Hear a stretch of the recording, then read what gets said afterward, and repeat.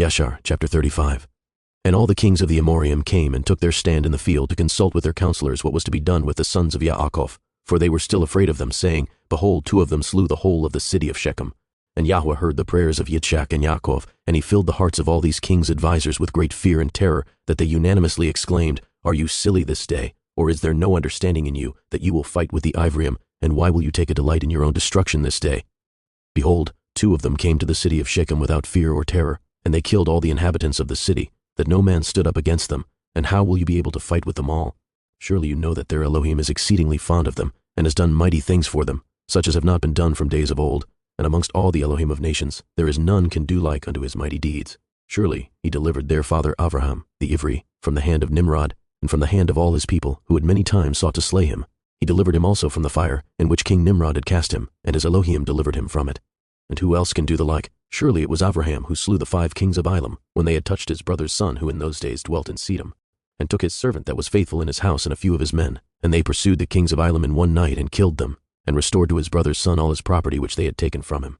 And surely you know the Elohim of these Ivrim is much delighted with them, and they are also delighted with him, for they know that he delivered them from all their enemies. And behold, through his love toward his Elohim, Abraham took his only and precious son, and intended to bring him up as an ascending smoke offering to his Elohim. And had it not been for Elohim who prevented him from doing this, he would then have done it through his love to his Elohim. And Elohim saw all his works, and swore unto him, and promised him that he would deliver his sons and all his seed from every trouble that would befall them, because he had done this thing, and through his love to his Elohim stifled his compassion for his child. And have you not heard what their Elohim did to Pharaoh king of Mitzrayim, and to Abimelech king of Gerar, through taking Abraham's woman, who said of her, She is my sister, lest they might slay him on account of her, and think of taking her for a woman? And Elohim did unto them and their people all that you heard of. And behold, we ourselves saw with our eyes that Esau, the brother of Yaakov, came to him with 400 men, with the intention of slaying him, for he called to mind that he had taken away from him his father's blessing. And he went to meet him when he came from Aram, to smite the mother with the children, and who delivered him from his hands but his Elohim in whom he trusted.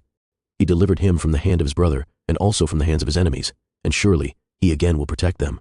Who does not know that it was their Elohim who inspired them with strength to do to the town of Shechem the evil which you heard of?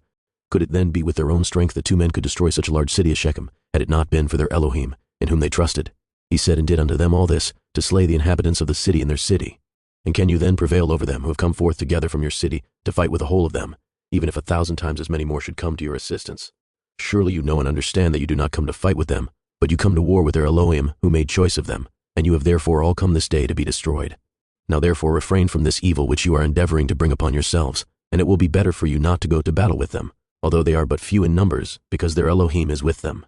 And when the kings of the Amorim heard all the words of their advisers, their hearts were filled with terror, and they were afraid of the sons of Yaakov, and would not fight against them. And they inclined their ears to the words of their advisers, and they listened to all their words. And the words of the counselors greatly pleased the kings, and they did so. And the kings turned and refrained from the sons of Yaakov, for they dared not approach them to make war with them, for they were greatly afraid of them, and their hearts melted within them from their fear of them. For this proceeded from Yahweh to them, for he heard the prayers of his servants Yitzchak and Yaakov, for they trusted in him. And all these kings returned with their camps on that day, each to his own city, and they did not at that time fight with the sons of Yaakov. And the sons of Yaakov kept their station that day till evening opposite Mount Sishon, and seeing that these kings did not come to fight against them, the sons of Yaakov returned home.